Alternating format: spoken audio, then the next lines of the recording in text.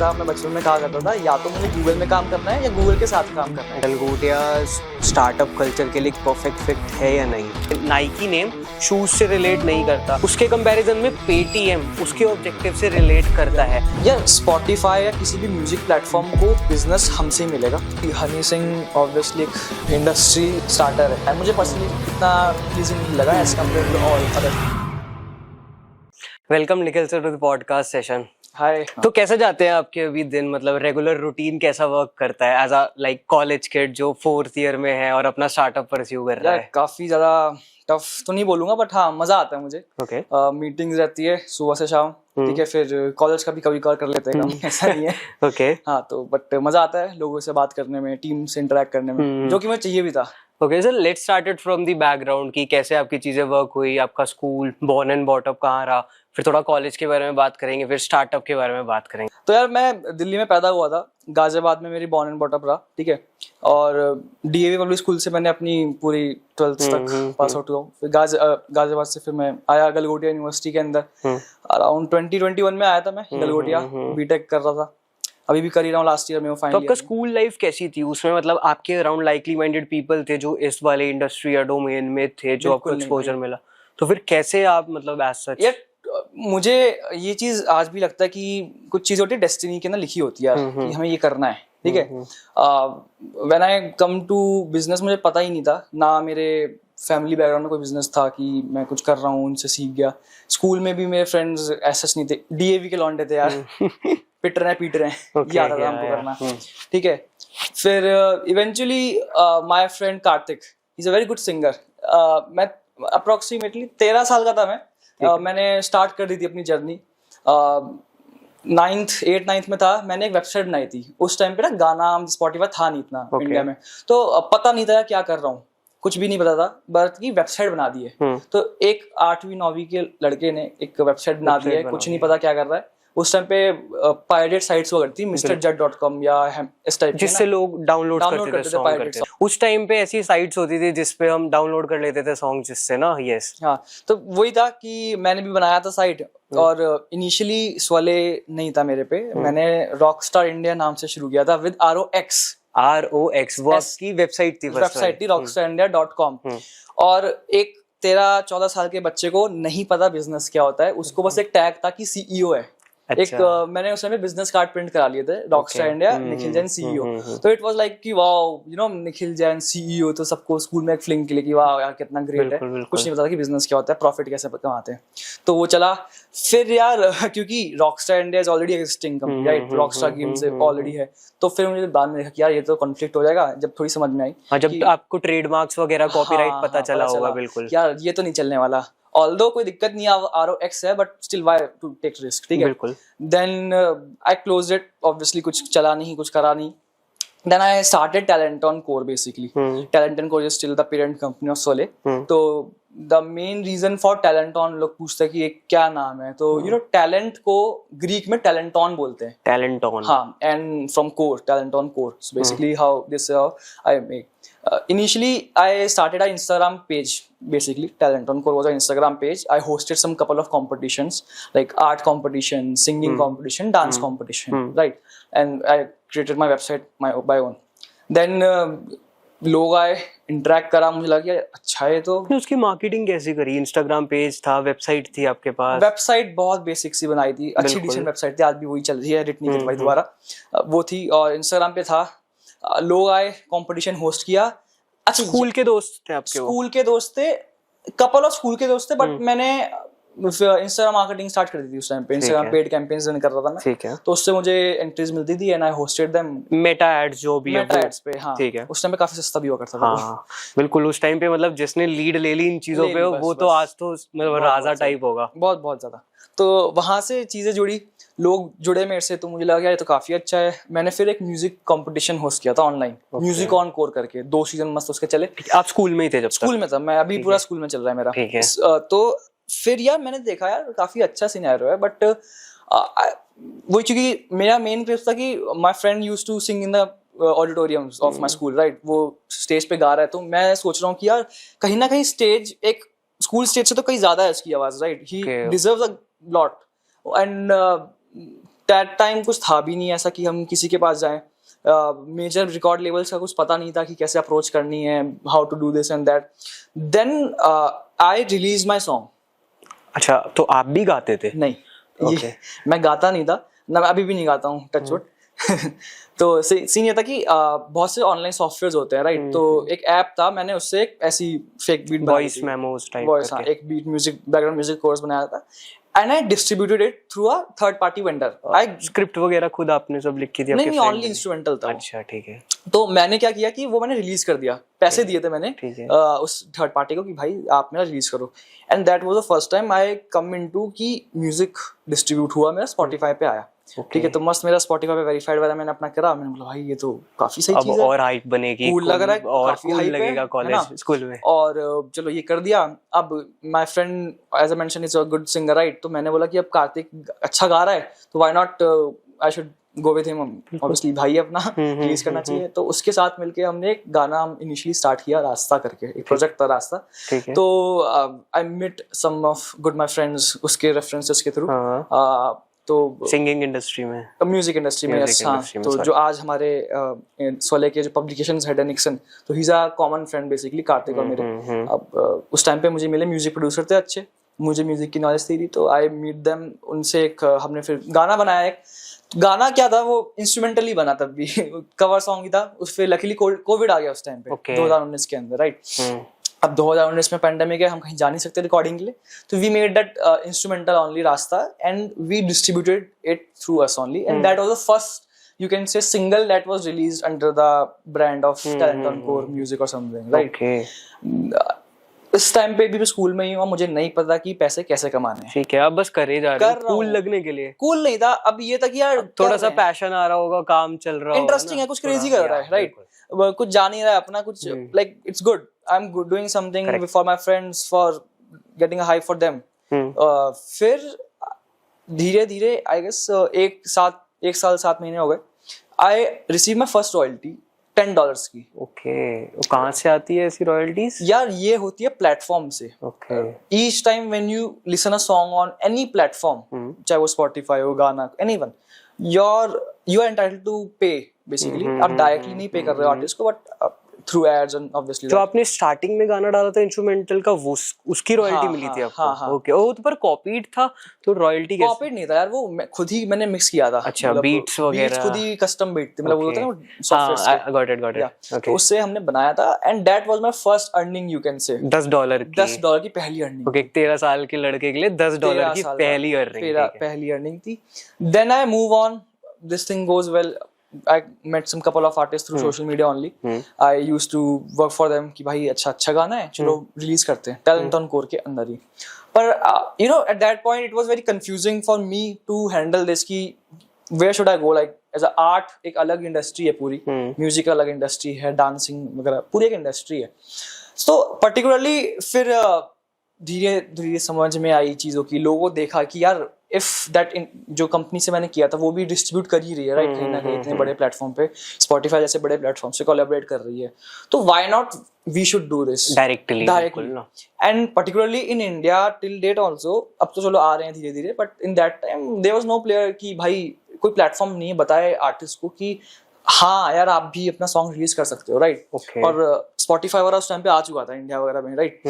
Approximately 11th की बात, I believe 2004 या 6 में स्टार्ट हुआ था स्पॉटिफाई ना. हाँ, राइट.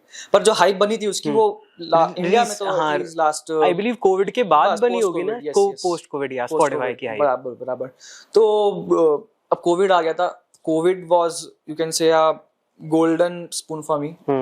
लोग बहुत सारी चीजें हुई लोगों के साथ, बट मैंने बहुत चीजें सीखी यार.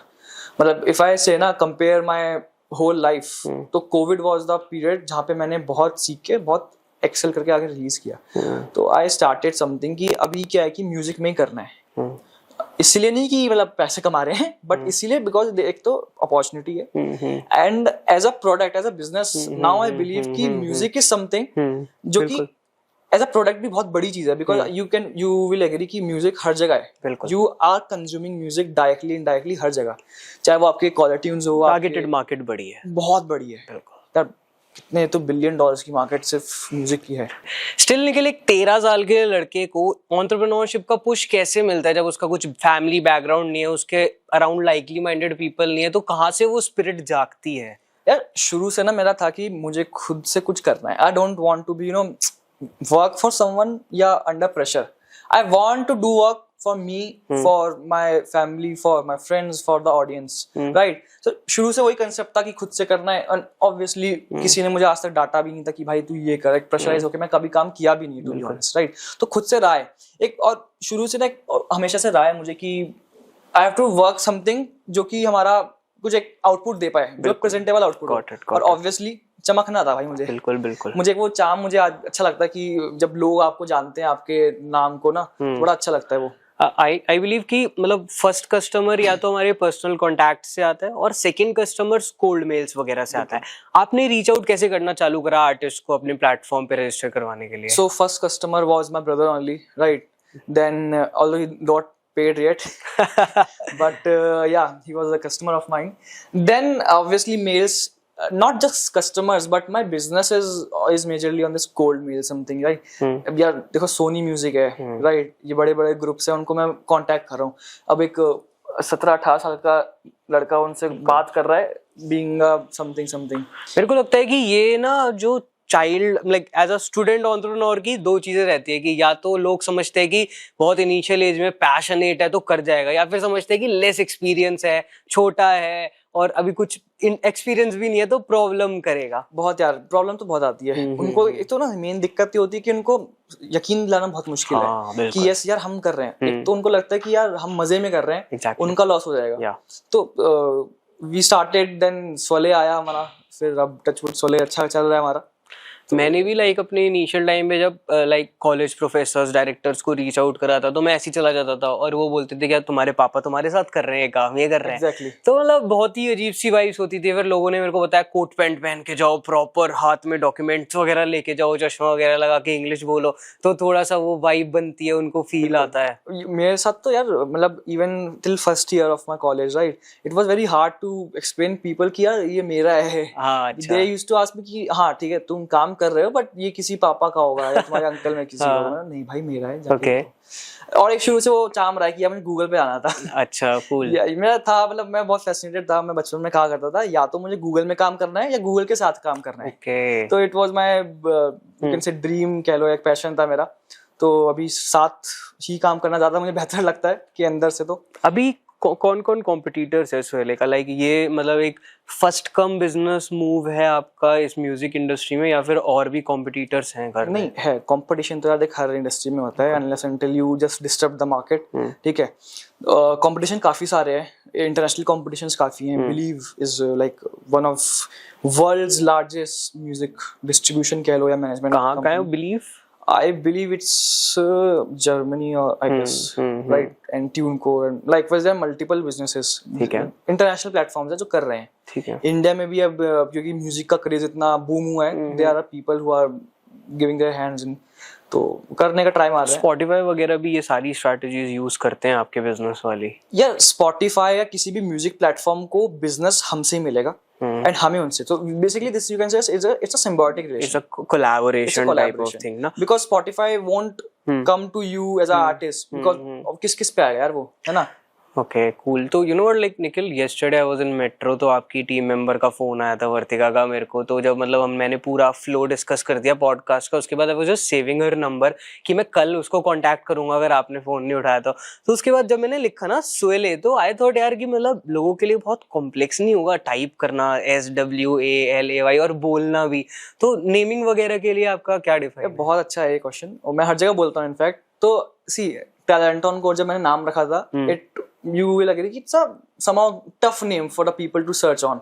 और उससे पहले रॉकस्टार इंडिया वो कॉपीड लग रहा था भाई किसी का तो चुराया हमने नाम, है ना? तो मुझे यार इस लेवल पे ये तो समझ में आ गया था कि अब ब्रांड जो भी नया ऐसा बनाना है जो कि इमेज छोड़ के जाएगा। And since I am into music it's very important I have to make a brand जो by values it should resemble from a music name but it should be a, you know when it goes international it should like catchy name कि यार something। तो music में बहुत एक बहुत चीज होती है, स्वर और लय। अच्छा, तो स्वर लय स्वले बनाया उसको। ओके, इंडिया के लिए वो स्वले है और इंटरनेशनली वो स्वले है, तो इंटरनेशनली भी वो अच्छा साउंड करता है। हाँ, तो बहुत जरूरी है कि हम अपना जो ब्रांड नेम है ना वो एक मीनिंगफुल नेम रखें, because at the and when you grow up it's the name only that will be identified the हाँ, जैसे सोले थोड़ा सुर से भी रिलेट कर रहा है ना नाम, बट स्टिल जैसे आपने कहा कि बिजनेसेस के लिए नेमिंग बहुत एसेंशियल चीज रहती है, बट स्टिल मतलब निखिल ऐसा रहता है कि मैंने बहुत बिजनेसेस, इवन बहुत बड़े बड़े ब्रांड्स देखे हैं, जैसे नाइकी शूज से रिलेट नहीं करता उसका नाम, उसका ब्रांड, जैसे नाइकी नेम शूज से रिलेट नहीं करता, उसके कंपैरिजन में पेटीएम उसके ऑब्जेक्टिव से रिलेट करता है। तो आपका इसके ऊपर क्या व्यू है, पॉइंट ऑफ व्यू? यार जरूरी नहीं होता हर ब्रांड के लिए। देख, दो चीजें होती है, या तो आप पे पैसा बहुत हो तो कोई भी नाम होगा चल जाएगा, वो बिल्कुल आउट ऑफ बॉक्स, बिल्कुल, राइट। और else eight now this, like मैं इस ऑडियंस की बात करूं, like Naik is not a brand जो अभी बना यार, बहुत पुराना ब्रांड है। Exactly. उसने एक अपना इमेज सिंबल छोड़ दिया, राइट। तो वो कुछ भी करेगा ऑब्वियसली वो उस टाइम के ब्रांड्स के लिए चलता है, right. But now if we come to this generation तो कंपटीशन है, लोगों पे पूरा अच्छा खासा माइंड स्कोप है कि हाँ हमें पता है, लोग सर्च कर सकते हैं। तो बहुत इंपॉर्टेंट है कि हम उनको कन्विंस कर पाए कि हम क्या कर रहे हैं। इफ यू गिव समथिंग जो कि बिल्कुल रेजोनेट नहीं करेगा ना, तो एक तो उनको समझ में ही नहीं आएगा कि यार ये बंदा कर क्या रहा है। सही कहा आपने, लाइक उस टाइम पे कंपटीशन कम था तो LV, H&M जैसे नाम भी चल गए इतने बढ़िया, बट अभी तो हमें जितना सिंपल करे कस्टमर के लिए उतनी वो चीज मतलब प्यारी रहेगी ना। बिल्कुल। अब पेटीएम है, या फिर चलो पेटीएम भी एक बहुत पुराना हो गया फिलहाल, लेकिन जैसे जो भी नए आ रहे हैं they are using pay in the last, right. तो you because they have to justify कि हाँ यार we are into fintech something. बिल्कुल। वैसे म्यूजिक में भी बहुत से लोग हैं जो अब आ रहे हैं, तो दे आर मेकिंग समथिंग कि म्यूजिक से रिजेंबल करे, because at the end you have to represent your core business ना। यू कांट जस्ट से कि हमने अपना नाम लिख लिया कि भाई निखिल जैन एंटरप्राइज और हम बिजनेस कर रहे हैं। No one will come to us. बिल्कुल बिल्कुल, दे विल समझेंगे कि यार वही फिर हमारा धल्ला है पूरा, मस्त हम बैठे हुए हैं गले के ऊपर अपने।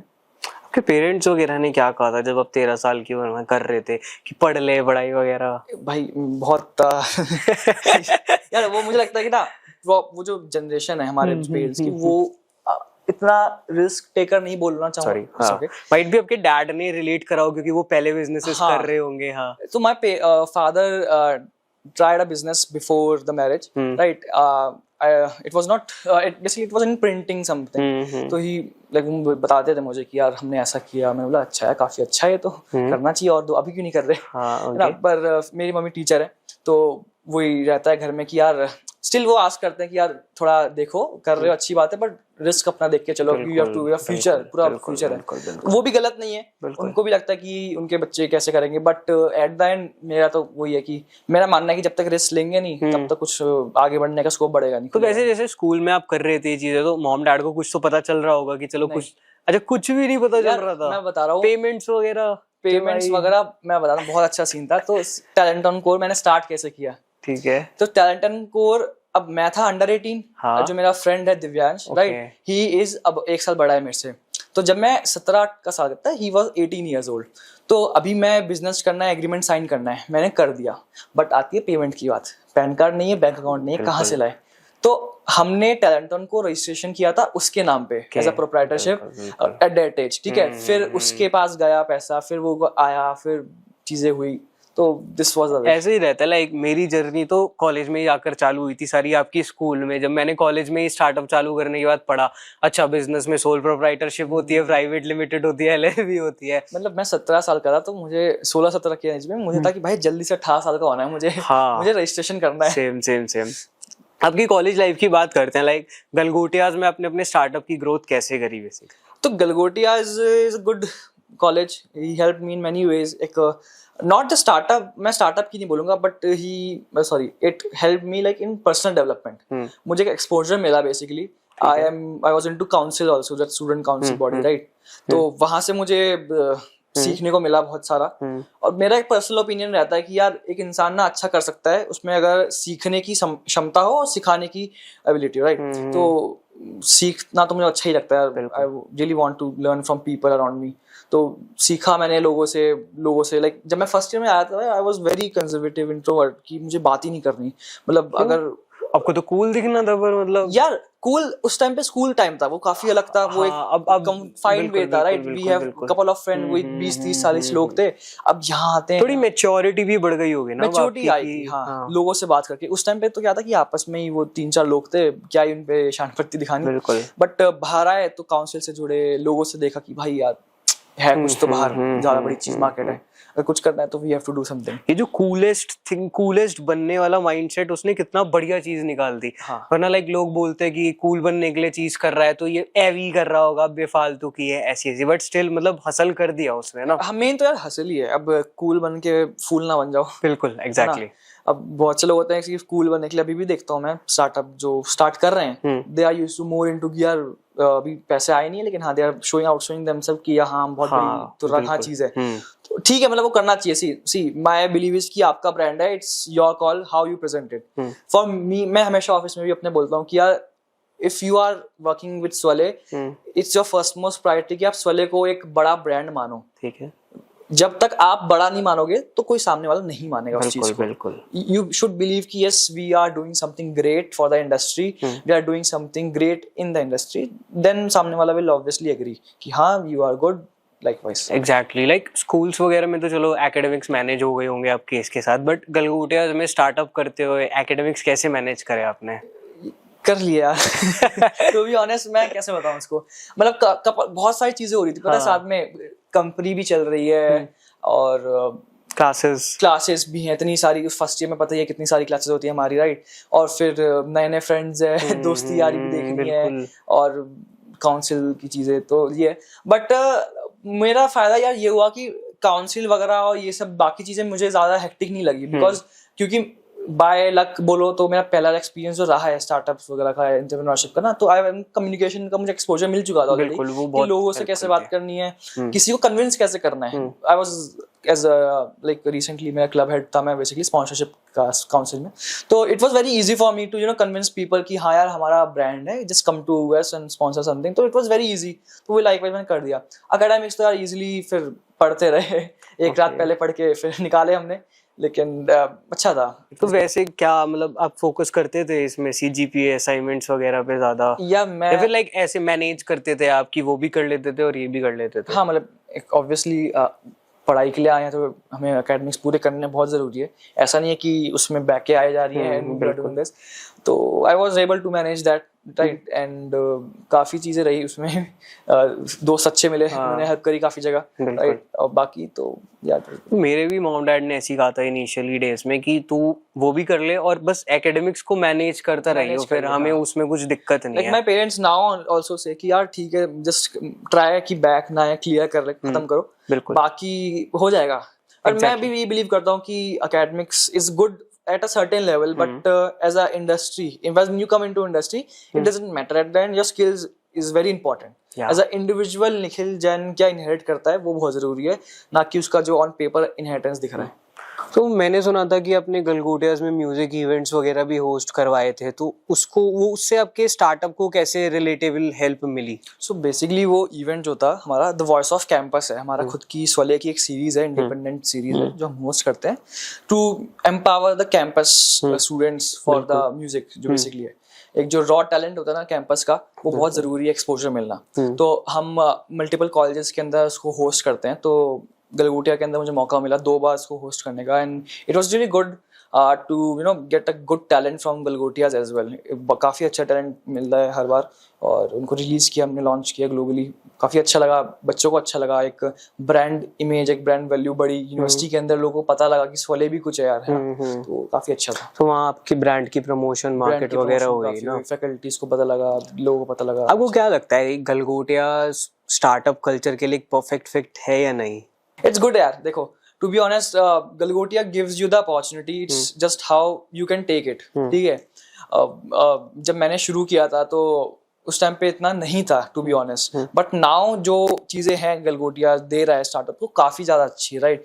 लाइक इंक्यूबेशन सेंटर है राइट हमारे पास अभी, तो वो काफी अच्छी जगह है। मुझे भी इनफैक्ट काफी जगह इवेंट्स में जाने को मौका मिला है, लाइक स्टार्टअप महाकुंभ हो गया, लाइक वैसे काफी इवेंट्स में I get opportunity to showcase वाले एज अ ब्रांड, तो वो गलगोटिया ने उस चीज में काफी हेल्प करी है। मेरे को लगता है कि बाकी कॉलेजेस से कंपेयर करें अगर गलगोटिया का स्ट्रक्चर, तो वो एक्स्ट्रा करिकुलम एक्टिविटीज को सपोर्ट करता है। हाँ, एक्स्ट्रा करिकुलम को वो सपोर्ट जैसे करता है। फेस्ट्स हो गए, इवेंट्स हो गए, स्टार्टअप्स हो गए, एज वेल एज एकेडमिक्स वगैरह भी।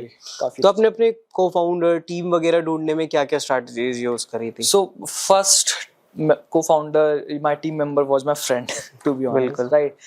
Then after, yes, see, मेरे पूरी जर्नी में मुझे ऐसा लगता है कि दोस्तों का काफी ज्यादा रहा है। आई एम अ पर्सन जो कि दोस्तों पे ज्यादा ट्रस्ट करता हूँ हमेशा से, टचवुड ट्रस्ट अभी है भी उनको भी सामने से।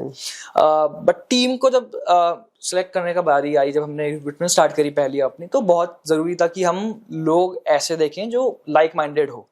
आई don't want people to just work for the payments कि यार महीने की आपको इतनी सैलरी आ रही है and you are just working for that salary. I want people to make Sole like their खुद का चीज। यार मैं हमेशा बोलता हूँ, हमारी टीम मीटिंग्स होती हैं जीएम वगैरह में, यार सोले कभी एक आदमी का हो ही नहीं सकता। इट्स अ ब्रांड जो कि आप सबसे मिलके बनाए। It's the team, it's the customers, it's everyone who makes Swale as a wholesome. So it's not Nikhil Jain as Swale, it's a whole thing basically. Cool. तो जब आपका पहली TEDx की स्पीच थी, तो वो कैसा मोमेंट था? कैसा जब आपको इनवाइट आया था? तो यार पहले तो मुझे यकीन नहीं हुआ कि यार TEDx में मुझे क्यों बुलाया है कि इतना तो यार TEDx सुना है हमने अभी हमेशा से, सुना है हमने हमेशा से कि TEDx हो रहा है। मेरे स्कूल्स में भी हुआ है, हमारे कॉलेजेस में भी हुआ है, राइट? यार बड़ी चीज है कुछ तो, TEDx पे जाने को मिलेगा।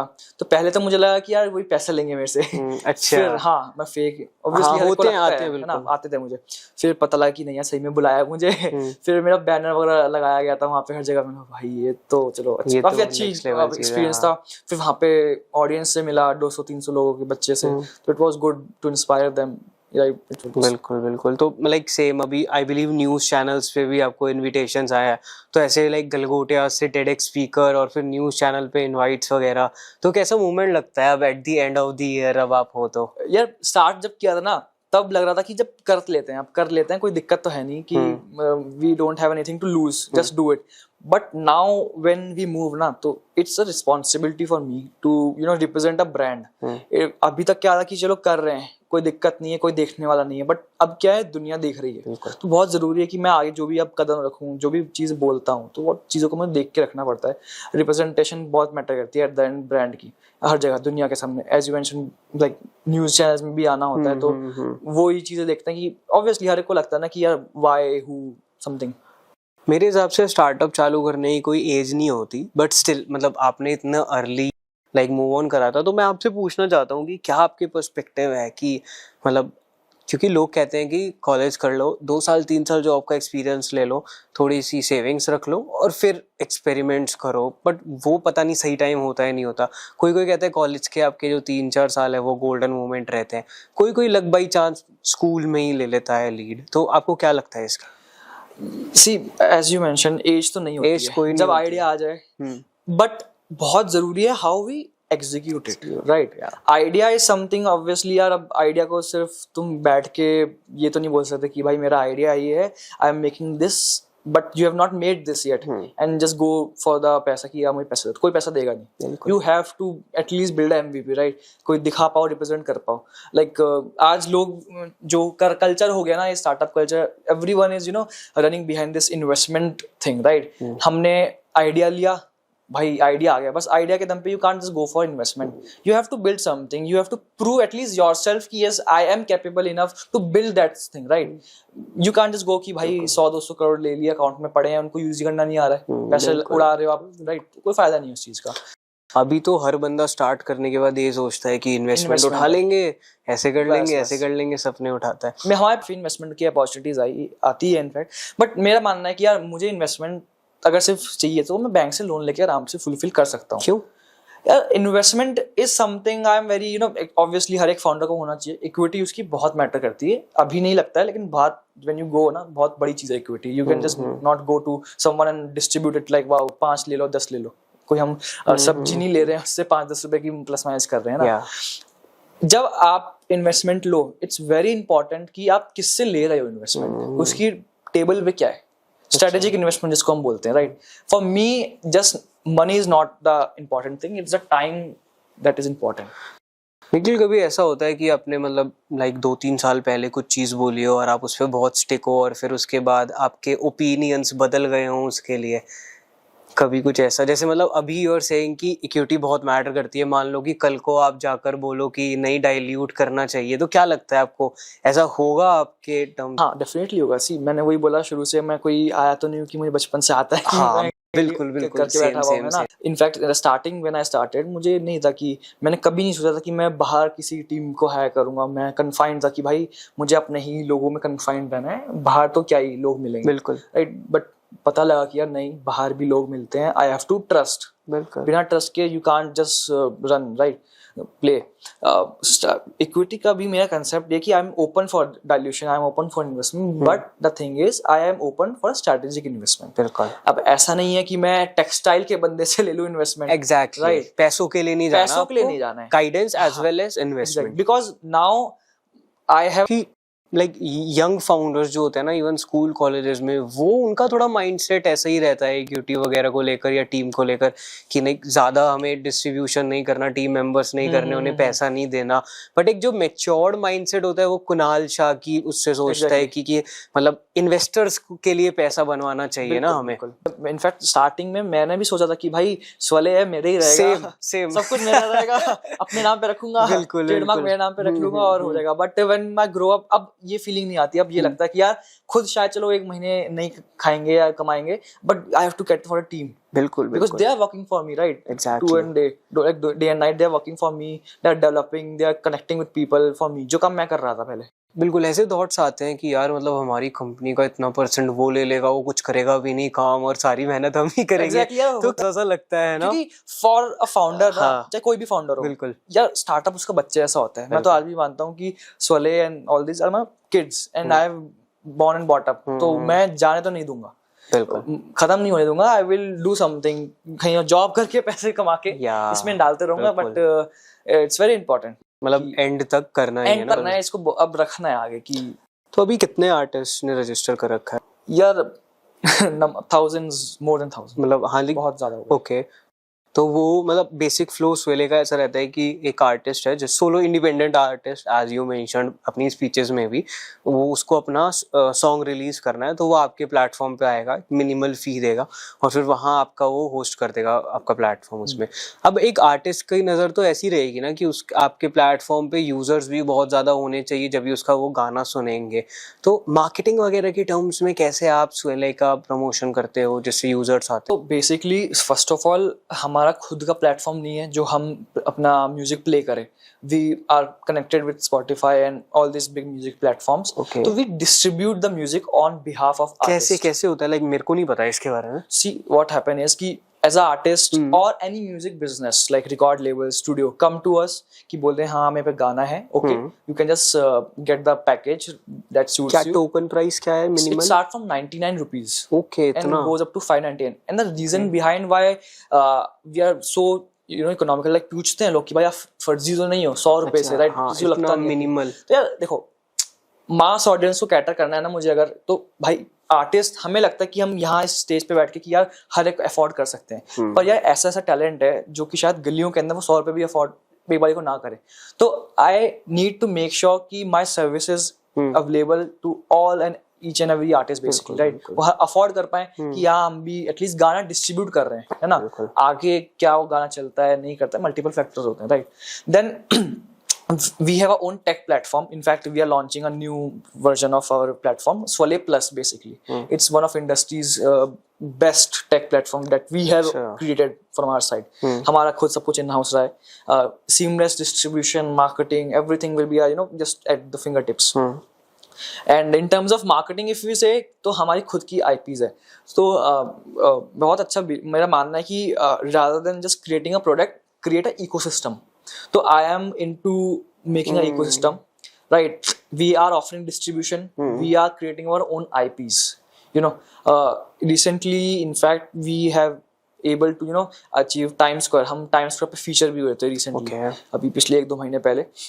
तो इंडियन सॉन्ग था एक बहुत अच्छा, वो हमारे ही उससे था, तो वो फीचर हुआ था टाइम स्क्वायर पे। तो लाइकवाइज हम कोलैबोरेशंस ओपन रहते हैं खुद के कॉलेजेस के साथ, कैंपस कोलैबोरेशंस एंड खुद के आईपीस क्रिएट करके, रेडियोस के साथ कोलैबोरेट करके। At the end for us Swalay as a product कुछ है नहीं, राइट? हमारा प्रोडक्ट कह लो या एसेट कह लो, वो आर्टिस्ट ही है, उनका म्यूजिक ही है, तो we are selling that in a right way. 3-4 महीने से ना मेरी लाइफ में एक तो सिस्टम्स एंड प्रोसेसेस और एक वेल्थ, फैमिली वेल्थ वाले सिस्टम, वो ना बहुत ज्यादा पता नहीं रिपीट हो रहे हैं, जैसे आपने भी कहा। तो राइट, यू सेड लाइक कि सिस्टम्स एंड प्रोसेसेस बनाओ अपनी टीम में, जिससे वो ना एक कल्चर वाइब, एक आईपी वाली वाइब, वो यूनिक अब हम जो कर रहे हो। वैसे आपके फेवरेट आर्टिस्ट वगैरह कौन है? जैसे बचपन में मैं तो हनी सिंह को तो वो तो सबका राय है, एक पर्टिकुलर एज ग्रुप का, मुझे लगता है हम सबके। हाँ, आपके मतलब लाइक फ्लो क्या था कि आप बचपन में कौन से म्यूजिक सुनते थे और आप अब कौन से म्यूजिक सुनते हो? यू नो व्हाट, लाइक ये क्वेश्चन ना मैं जब पॉडकास्ट स्टार्ट करा तो मैं सोच रहा था यार जब सेलिब्रिटी सलमान खान वगैरह को होस्ट करने जाऊंगा बाय लक, तो उनसे पूछूंगा तो मूवीज कौन सी देखते हो, मतलब अपनी देखते हो या फिर किसी और की देखते हो? तो जस्ट अ क्वेश्चन फॉर। पहले तो यार ये सब नहीं हुआ करता था, राइट? इंडिपेंडेंट म्यूजिक क्या ही था, न्यूजन नहीं था, कुछ नहीं था। वी हैव द ओल्ड ओजी हनी सिंह, मिक्का पाजी, और यू नो दिलजीत पाजी, सुखविंदर पाजी, कितने गाने आए। बिल्कुल बिल्कुल सही कह रहे हो। तो है मतलब एक ऑरा क्रिएट किया है उन्होंने म्यूजिक का, राइट? एक म्यूजिक असली में जो बोलते हैं अगर इंडिया में आया तो वो उनसे आया है। But now as I grow up तो थोड़ी मुझे लगता है गानों के टेस्ट में भी मैच्योरिटी आई है। ऑल्दो मुझे सब कुछ सुनना पड़ता है because I am into music, right? मुझे हर दिन बैठ के टीम आती है, बोलती है sir listen this, how is this, we should go with, मैं वो सुनता हूँ। बट फ्री टाइम में I believe old song, right? Kishore da के and all these old song, I love this thing. एक सेगमेंट की वाइब रहती है जो इतना प्यारा लगता है ना वो। अब लगता है कि यार उस टाइम के गाने आज भी यूज हो रहे हैं, right? We are reusing it. Nusrat Fateh Ali Khan Sahab और these legendary singers, creators. I remember like last time जब मैं अपने मॉम डैड के साथ ऋषिकेश जा रहा था ना रोड ट्रिप में, तो इतनी प्यारी वाइब, वो गाने, और मॉम डैड को लाइक वर्ड टू वर्ड याद थे वो गाने पुराने वाले ना, बहुत प्यारी वाइब बनी। इम्पैक्ट छोड़ जाते हैं मुझे लगता है, और एज म्यूजिक से म्यूजिक तो है यार इम्पैक्ट छोड़ने के लिए। हर एक म्यूजिक ऐसा बनना ही चाहिए कि रहे किसी के याद रहे आज से 10 साल बाद भी, और वो बने हैं। एक गाने को कैसे एनालाइज करते हैं? जैसे हम तो सुन लेते हैं नॉर्मली, और अगर रिलेटेबल थोड़ा बहुत लग जाए, वाइब मैच हो जाए, तो वो अपनी लाइक्ड सॉन्ग या प्लेलिस्ट में ऐड कर लेते हैं। आप जो पूरा एनालाइज करते होगे तो क्या प्रोसेस रहता है उसका? अगर ये 18 साल का निखिल होता तो वो सुन के देखता कि भाई सुन रहा है, गाना अच्छा है, हाँ, कर दिया। अच्छा। पर नाउ निखिल रिप्रेजेंटिंग सोले, 21-22 साल का निखिल नहीं ऐसा करेगा। देयर मल्टीपल फैक्टर्स यार। देखो पहले तो यार obviously voice is a major factor, but apart from voice the writing I believe, you know, for me a good music, good song is something जिसकी music is a very important factor, composer and writing, these are the 3 major factors.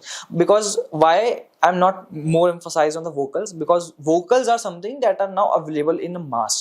Her class के बाहर आपको दिख रहा है एक good singer है, but her class के बाहर क्या आपको एक अच्छा म्यूजिक प्रोड्यूसर दिख रहा है, क्या अच्छा एक राइटर दिख रहा है, वो इम्पोर्टेंट है। Like I am not much into this field, but I believe कि अभी कुछ सिंगर्स भी मूवीज कर रहे हैं, जैसे मतलब दिलजीत दोसांझ, हाँ क्या था सही स्पेल क्या करेंगे? दिलजीत दोसांझ, हाँ दिलजीत दोसांझ, तो उसने भी एक मूवी करी थी। तो थोड़ा सा शायद मूवीज वाला सेगमेंट और सिंगर्स का सेगमेंट एड अप हो रहा है, बट मैं ना इसको थोड़ा क्रिएटर्स से रिलेट करूंगा कि क्रिएटर्स भी थोड़ी बहुत अब मूवीज, वेब सीरीज, शोज वगैरह में जा रहे हैं अच्छे लेवल के। तो I want to ask you, like creator turned into a singer, sorry creator turned into an artist and एक ओरिजिनल आर्टिस्ट जो पूरी आर्टिस्ट की जर्नी लेके जा रहा है, तो क्या डिफरेंस रहता है? सी, एक होता है आर्टिस्ट जो बॉर्न ही हुआ है म्यूजिक के लिए, या उसको तो सब कुछ पता है कि राग क्या है, आलाप क्या है, ठीक है, वो मोर एम्फसाइज नहीं करेगा अपने आप को ऑटो ट्यून या किसी सॉफ्टवेयर म्यूजिक पे, because now at this point we have good softwares जो म्यूजिशियंस यूज करते हैं, जो अच्छी बात भी है, कोई दिक्कत नहीं है, यूज करना चाहिए। बट एट द एंड वही बात है, क्रिएटर जो 100-200 मिलियन लेके बैठा हुआ है वो आगे चले जाता है just because of his fame. और बहुत से आजकल आर्टिस्ट हैं, लाइक व्लॉगर्स हैं, यू नो, क्रिएटर्स हैं हमारे यूट्यूब पे जो म्यूजिक वीडियोस कर रहे हैं, म्यूजिक के अंदर सिंगिंग वगैरह कर रहे हैं, तो ठीक है करना चाहिए, बट स्किल के टर्म्स में हम उनको कंपेयर नहीं कर सकते। जिसने 10 साल की स्कोप क्या है उनका, बिल्कुल सही कह रहे हैं, जो आप ओरिजिनली बॉर्न क्रिएट एक आर्टिस्ट है उनको हम कंपेयर नहीं कर सकते, बट फिर स्कोप क्या रहेगा क्रिएटर्स का? क्या वो मतलब टेक ओवर कर लेंगे ओरिजिनल आर्टिस्ट को? या क्या है ना, इंडिपेंडेंट स्कोप बहुत बड़ा हो गया है। हाँ। हर बंदा इंडिपेंडेंट जा रहा है, right? Like we have endless names, right? We have even in fact I recently heard कि अरिजीत सिंह ने भी independent music start किया है अभी recently. He opened his own record label, independent record label. बाकी डिवाइन हो गए, all these are independent, right? तो independent music का बहुत बड़ा स्कोप है। अब मुझे लगता भी नहीं है कि हमने हाल फिलहाल 5-6 साल में कोई ऐसा मेजर सॉन्ग सुना है जो हमारे पे इम्पैक्ट छोड़ गया हो बॉलीवुड के अंदर पर्टिकुलरली। जो हम मेजरली सुन रहे हैं रेडियोस पे, या तो इंडिपेंडेंट आर्टिस्ट का है या फिर ऐसे आर्टिस्ट का है जिसने इंडिपेंडेंटली सॉन्ग रिलीज किया, राइट?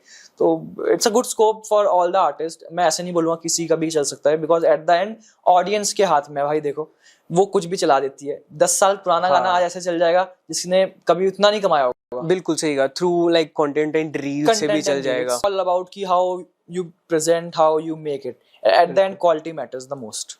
एक गाने का टाइम लैप्स, एक गाने का फ्यूचर लैप्स कितना रहता है? मतलब जैसे आप देखते होगे कि एक गाना अभी ट्रेंडिंग में चल रहा होता है, फिर उसके बाद like no one used to hear this, तो क्या मतलब वो ट्रेंडिंग वाला जो सेगमेंट रहता है, किसी गाने का महीने भर रह जाता है, किसी का हफ्ते भर रह जाता है, तो ये कैसे डिफाइन है चीज़ है? यार बहुत सारे फैक्टर्स हैं। एक तो यही है कि आर्टिस्ट कौन सा है। बिल्कुल। If you are a well renowned artist, you will be able to get the hype throughout the years and time, because you are performing, you are into space जहाँ पे आप याद दिला पाओ। पर अब दिक्कत क्या है ना कि आर्टिस्ट को भी गाने रिलीज करने हैं हर महीने, हर हफ्ते 10 दिन में, तो कहीं ना कहीं जो उसने आज से 1 साल पहले गाना रिलीज किया होगा उसकी इतनी वैल्यू नहीं रहेगी। बट ठीक है, हर एक म्यूजिक से मुझे लगता है कि म्यूजिक ही म्यूजिक से बनता है, तो लाइकवाइज सीखने को मिलता है आर्टिस्ट को कि यार मैं क्या कर रहा हूँ। और ट्रेंड वाला तो यार ऐसे ही सीन है, ट्रेंड इज समथिंग जो हर दिन ऊपर जाता है नीचे आता है, तो we can't just stuck in कि यस दिस इज समथिंग जो पड़ा हुआ है हमारा। जैसे हनी सिंह की हमने बात करी, तो मेका बाजी, ये तो वो थे कि जो हमारे टाइम में जब चल रहे थे, जब हम बहुत छोटे थे, मैं स्कूल से आता था अपनी वैन में तो वो सुनता हुआ आता था। पर जो अभी के ट्रेंडिंग में चल रहे हैं जैसे पैराडॉक्स या MC स्क्वायर, आई बिलीव इनको तो बनते हुए हमने देखा है, इनके फर्स्ट सॉन्ग्स हमने सुने हैं, इनको हमने कॉन्सर्ट्स वगैरह पे देखा है अपने सामने, तो उन लाइक, और ये इनकी बहुत अर्ली स्टेज है, तो इनको कैसे डिफाइन, मतलब क्या सोचते हो आप इनके बारे में? इनके लिए तो बहुत अच्छी अपॉर्चुनिटी मैं कहूँगा, क्योंकि हम लोग की जो पुरानी ऑडियंस थी उनका नहीं था। We were into that recorded music, ये पड़ा हुआ है, हमने CD में चला रहे हैं। मैं पागल वर्ल्ड से डाउनलोड करता। एग्जैक्टली वही पागल वर्ल्ड जेट हो गया, या फिर रेडियो था। मेजरली तो मेरे घर में रेडियो था, एक कैसेट होल्डर वाला, तो मैं उसमें सुनता रहता। या फिर मैंने ना बहुत गोल स्पीकर लिया था जिसमें ना ब्लूटूथ स्पीकर था, उसमें रेडियो चलता था। तो I used to come from school and play the music कि हाँ मैं गाना सुनना है, तो वो ही चलते थे उस टाइम पे गाने। पर अभी क्या है कि सब पे फोन आ रहे हैं, स्पॉटिफाई है, म्यूजिक स्ट्रीमिंग प्लेटफॉर्म्स है इन देयर हैंड्स, तो they can easily get into this. They have a good audience base, खुद की ऑडियंस बनानी है उनको, खुद जितना कर पाए। जैसे पहले रिकॉर्डेड सॉन्ग चलते थे, डाउनलोड करते थे, अब तो ऑनलाइन चल चुका है सब। नेक्स्ट फेज क्या होने वाला है निखिल, कुछ आइडिया है आपको? नेक्स्ट फेज एज इन मतलब जैसे पहले हम क्या करते थे कि recorded songs like downloaded song सुनते थे, ऑनलाइन नहीं सुनते थे हम चीजें ना। अब बहुत ही एक्सेसिबल है, सबको ऑनलाइन हो गया। वो लाइक टेन्योर था वो डाउनलोडेड सॉन्ग्स का, भी ऑनलाइन का टेन्योर चल रहा है। अब नेक्स्ट लाइक 4 to 5 ईयर्स के बाद म्यूजिक इंडस्ट्री में क्या बूम आएगा, क्या ट्रेंड आएगा? यार मैं ऐसे तो कमेंट नहीं कर सकता एग्जैक्ट, बट सी पहले म्यूजिक में लॉस भी नहीं देते यार। Like we were able to download from the third party website without anything, but now you can't download anything. पहले कॉपीराइट क्या होता था किसी को पता भी नहीं था in fact, apart from the artist जो कर रहे हैं इसमें। पर अभी क्या है, कॉपीराइट लॉज नॉर्म जितने हो गए हैं, पब्लिक परफॉर्मेंस के नॉर्म जितने हो गए, तो इट्स नॉट इजी कि मैं कर दूं। इनफैक्ट अगर मैं बोलूं कि भाई मुझे खुद का म्यूजिक ऐप खोलना है, तो इट्स नॉट इजी फॉर मी। ऐसा नहीं है कि मैंने 3-4 गाने कहीं से डाउनलोड करके डाल दिया, कोई नहीं सुन सकता। मैं केस मेरे घर पे पुलिस आ जाएगी, उठा देगी मुझे, because we need a licence for that. Music is something जो कि आज की डेट में बिना लाइसेंस से कहीं भी नहीं चल सकती है। If you play in this room ना, you need a licence. In fact हमारे जो कॉलेज की इवेंट्स होते हैं, राइट, हर एक इवेंट के लिए म्यूजिक का licence you have to take from PPL, public performance licence होता है, वो लेना पड़ता है, जो हम भी देते हैं अपने जो भी हमारे पास आता है। हम की member, we are the first Indian company as a distributor जो PPL के मेंबर है, राइट। तो इट्स वेरी इंपॉर्टेंट कि हम म्यूजिक को राइट कंज्यूमर तक लेके जाए इन अ राइट वे। ट्रेंड की बात करूं तो इन नियर फ्यूचर ट्रेंड तो यही है कि म्यूजिक स्ट्रीमिंग तो बूम रहेगा। म्यूजिक स्ट्रीमिंग के साथ साथ जो ये in live shows, in live performances आ रही हैं, they are taking over. People want to go out and listen their artists, right? अभी clubs के अंदर you know social वगैरह बिल्कुल something जो boom कर रही है, ये boom आगे करेगी, आगे करने वाली है, right? तो yeah. इंडिपेंडेंट आर्टिस्ट की बात करते हैं, चलो हनी सिंह को ही लेते हैं। जब उनका गाने चलते थे, देसी कलाकार, ब्लू वॉइस वगैरह, वो बिल्कुल बूम पे रहते थे। फिर अनफॉर्चुनेटली कैंसर हिट कर गया। अभी भी आई बिलीव कि वो हसल कर रहे हैं, ट्राई कर रहे हैं हनी सिंह और एल्बम्स रिलीज करने का। तो क्या आपका पीओवी है उनके लिए? सी हनी सिंह ऑब्वियसली एक इंडस्ट्री स्टार्टर है, राइट? इंडिया में उसी से मुझे लगता है कि कल्चर बिल्ड किया है उसने, एक पर्टिकुलर जॉनरा का अपने उसमें, रैपिंग का और जो भी उसका हिप हॉप का है। अभी क्या है कि हनी पाजी का ऑब्वियसली बात है, he is doing a lot hustle, it's good to see that. But अभी क्या है ना, एज अ ऑडियंस, हम लोग की ऑडियंस हो गई है, हमसे थोड़ी सी पहले की जो ऑडियंस है, वो हनी सिंह को एज अ न्यू जो आ रहे हैं, वो शायद मुझे लग रहा है कि एक्सेप्टेंस की थोड़ी दिक्कत आ रही है। अच्छा। जो हम लोगों को है ना कि हनी सिंह की वो देसी कलाकार हमारे दिमाग में है, तो हमें लगता है कि यार Honey Singh is confined to that only, तो वो एक आर्टिस्ट की इमेज कन्फाइंड हो जाती है। अभी he is trying a lot in many ways. कितने एल्बम अभी रिलीज कर चुके हैं वो, अभी मैं गाड़ी में ही मिलियनेयर सुनते हुए आ रहा था, तो बट अब यू कंपेयर मिलियनेयर को और देसी कलाकार, बहुत डिफरेंस है। Millionaire is obviously something for this generation, gen Z's people. हमें शायद पसंद आए, मुझे पर्सनली इतना प्लीजिंग नहीं लगा as compare to all other songs. Vibe बस मैच करी थी कि ये वही वाला हनी सिंह है। मुझे लगा कि हाँ हनी सिंह है, वो म्यूजिक है, डिक डिक डिक वो ट्यून वाला, बस इतना मुझे लगा, प्लीजिंग नहीं लगा to be honest. Like okay, निकले कॉलेज में स्टूडेंट है, नॉर्मल रैप करता है, अब वो कैसे बनाए अपना career in artist, like as a artist, as a music artist, like एक कॉलेज स्टूडेंट है जो अपने कॉलेज में रैप्स करता है, कुछ शायरियां लिख लेता है, रैप बनाता है, तो अब वो अपना career as a music artist कैसे ग्रो कर सकता है? क्या क्या अपॉर्चुनिटीज है? यार अब तो काफी अपॉर्चुनिटीज है, right? As I mentioned, first of all he should make his own way. ऐसा नहीं है कि उसको किसी एक या दूसरे को फॉलो करना है कि हाँ वो कर रहा है तो मुझे उसकी रेप्लिका करनी है। You have to give unique selling point to audience कि हाँ मैं एज ए निखिल हूँ, तो निखिल एक अलग आर्टिस्ट क्या है, मुझे ऑडियंस को अरिजीत सिंह नहीं सुनना है दूसरा, बिल्कुल मुझे एक नया निखिल सुनना है, तो अपनी एक यूनिक सेलिंग पॉइंट बनाना पड़ेगा हर आर्टिस्ट को, चाहे वो किसी भी तरीके से हो। व्हेन यू हैव नो कि यार हाँ मैं अच्छे से कर सकता हूँ, then just start doing it यार। you should not wait for something कि हाँ मुझे पैसे कमाने को मिलेंगे। इनिशियली टू बी ऑनेस्ट कुछ पैसा नहीं मिलेगा, हो सकता है। कहाँ स्टार्ट करे करना? स्टार्ट यार मतलब कैसे? डिस्ट्रीब्यूशन प्लेटफॉर्म्स हैं तुम्हारे पे, जैसे लाइक स्वले हो गया, लाइक जस्ट कम टू स्वले और likewise any other. I am not saying कि स्वले ओनली, बट फ्री प्लान्स है कुछ स्वले के।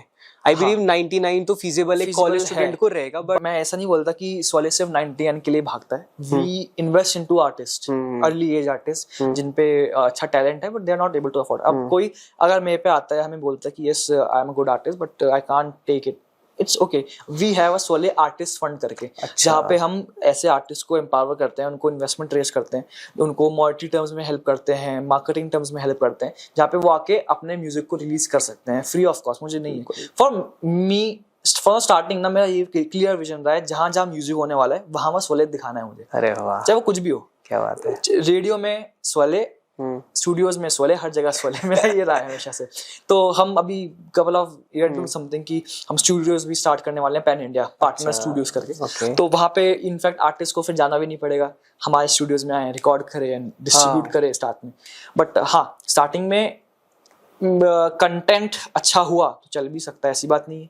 क्योंकि अब मैं ये भी नहीं बोलूंगा कि यार एकदम गलत कंटेंट चले ना, क्योंकि जिससे आपसे ऑडियंस का चल रहा है टेस्ट कुछ भी ऊपर जाता है, right? Like we can see that memes वाले गाने आजकल जो चल रहे हैं यार, कितने मिलियंस कमा रहे होंगे वो इस समय। तो या अब स्टार्ट करना बहुत जरूरी है आर्टिस्ट। तो अभी मतलब स्वले स्टूडियो के वर्टिकल में भी जा रहा है, तो ऐसे कितने वर्टिकल चल रहे हैं और फ्यूचर प्लान्स क्या हैं स्वले के और आपके खुद के पोस्ट ग्रेजुएशन? सो और स्वले मैं पहले बोलूंगा है ना, स्वले पहले एक म्यूजिक कंपनी था, now we are into a channel to convert it into a music tech company. हम खुद से टेक प्रोडक्ट्स बना रहे हैं, स्टार्टिंग विद स्वले plus. We will be creating the products for us, for the industry first of all, then moving forward we will be doing our level best to cater the artist. Majorly as I mentioned earlier कि हमारी need वही है जो artist की need है। बिल्कुल, artist को जो चाहिए हम ट्राई करेंगे हर एक चीज को खुद से क्रिएट करने की, या फिर ऑलरेडी क्रिएटेड है तो पार्टनर अप करने की। Okay cool.